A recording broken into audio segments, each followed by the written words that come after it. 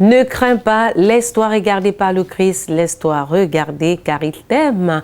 Chers téléspectateurs, c'est un nouveau jour qui se lève et c'est avec un nouveau souffle de vie que nous venons vers vous ce matin pour vous féliciter pour votre fidélité, pour votre tempérance, pour votre ténacité, parce que se lever à 5 heures tous les jours, c'est pas évident. Il faut couper le sommeil, il faut quitter son lit. Alors vraiment bravo et merci de nous être fidèles. Vous nous regardez depuis la Turquie, depuis Ankara, depuis Ouagadougou, Burkina Faso, Burundi, depuis la Guinée équatoriale, depuis le Gabon et ainsi de suite. Même aux Comores, en Afrique du Sud, vous nous recevez et c'est un véritable plaisir de vous avoir, vous tous aussi qui nous regardez depuis Balmayo, Bertois, Garoua, Boulaye et sans oublier tous ces différents quartiers du Cameroun et du Nord que je ne vais pas citer ici.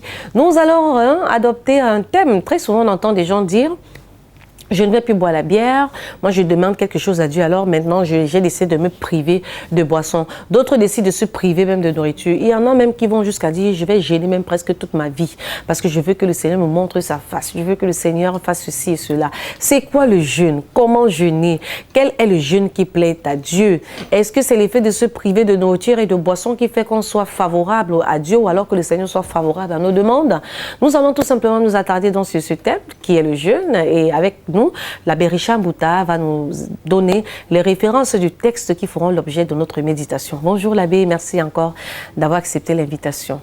Oh Marinette, une fois de plus, bonjour. Bonjour à toi, bonjour à tous les nombreux téléspectateurs de ABK Télévision. En fait, qu'est-ce que le jeûne? Autrement dit, qu'est-ce à dire jeûner? Chaque fois que nous abordons le temps de carême, c'est un mot qui revient tout le temps. Et c'est une pratique. Cette pratique est même devenue presque un spectacle pour des gens. Qui en fait beaucoup de bien pour les uns, mais pour les autres, ça fait beaucoup de mal. Jeûner, c'est se priver. Mais pourquoi est-ce qu'on se prive? C'est important. Le pourquoi est toujours très important. C'est pas seulement d'observer qu'on jeûne ou qu'on se prive. Mais pourquoi est-ce qu'on le fait? Nous le faisons simplement parce que nous voulons purifier notre cœur. C'est pour me rapprocher du cœur de mon frère et de ma sœur. Que ce soit terminé, cet évangile désincarné. L'évangile du Christ est un évangile incarné qui prend sa source, n'est-ce pas, de notre humanité et du relationnel. Nous avons tellement de tissus relationnels qui sont détruits à cause de notre cœur. Oui, notre cœur est malade. Jeûner, c'est donner un pansement spirituel à ce cœur, pour redonner à ce cœur, n'est-ce pas, sa splendeur, pour que ce cœur se rapproche des frères et des sœurs. Et je ne manque jamais de le souligner aux fidèles, à l'entrée de carême, et pendant toute la période du carême. Et en ce temps de la miséricorde, je vais encore insister dessus, et je vais attraper au rebond l'année de la miséricorde.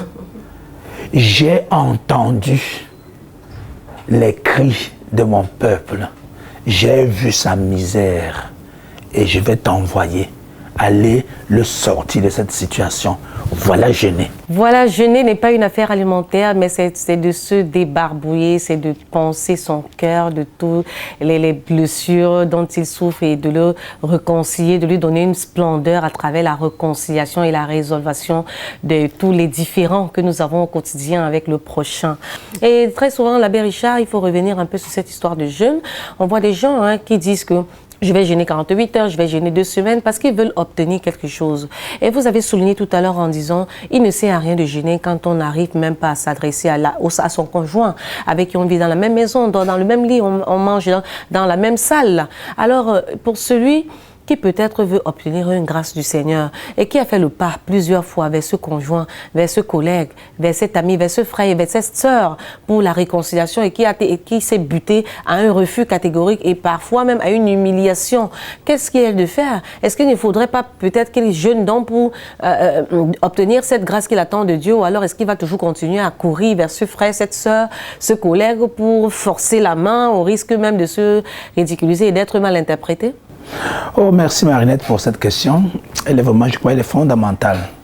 puisque de plus en plus on reçoit des chrétiens qui viennent nous dire j'ai fait le pas, ça n'a pas marché, j'ai fait ceci, ça n'a pas marché. Oui, nous ne sommes pas des solutions à nos problèmes. Nous nous engageons sur le chemin de la solution et nous le sommes, celui qui a la solution nous l'a donné. Celui-là, c'est l'Esprit Saint. Et précisément, si nous sommes tout le temps butés, c'est précisément parce que nous refusons d'accueillir l'humiliation. Comment pouvons-nous être des chrétiens en recusant l'humiliation? Jésus nous dit, si vous voulez être mes disciples, portez votre croix et marchez derrière moi tous les jours. Et je crois aussi la réconciliation est un problème pédagogique. Ce n'est pas simplement de faire un bond pour aller voir le frère. Non. Avant d'aller même voir le frère, est-ce que je prends le temps de mettre ça en prière? Seigneur, ça fait 2 ans, ça fait 3 ans que ma femme et moi, nous ne changeons pas, nous ne communiquons pas. Je voudrais, Seigneur, que tu touches son cœur. J'ai envie de faire le pas. Je veux faire le pas. Touche son cœur, Seigneur. Je voudrais que nous puissions nous réconcilier. Je voudrais que nous puissions faire la paix pour vivre ensemble. Parce que tu nous as donné de vivre ensemble. De confier ça au Seigneur. Et quand c'est confié au Seigneur, vous laisserez le Seigneur travailler. Vous faites le pas. Ça peut ne pas marcher. Mais il peut vous inspirer autre chose. Des fois, de passer même par un ami, ou par une amie, par un frère, par un parent, pour disposer la personne que vous allez rencontrer avant que la rencontre ne se fasse. Donc, ce n'est pas un saut. Non, cessons, n'est-ce pas, de croire que nos prières sont, ou bien notre démarche spirituelle est devenue une sorte, n'est-ce pas, de formule chimique. Où on dit, n'est-ce pas, avec tel nombre, n'est-ce pas, de molécules d'hydrogène, tel nombre de molécules d'oxygène, on a de l'eau. Non. La mort de Jésus sur la croix était une mort ignominieuse, c'était de l'humiliation. Il est mort, n'est-ce pas, sur la croix. Et au milieu de 2 bandits, comme s'il en était le chef. Mais il a accepté cela. Mais c'est de cette mort-là qu'a jailli, n'est-ce pas, la vie.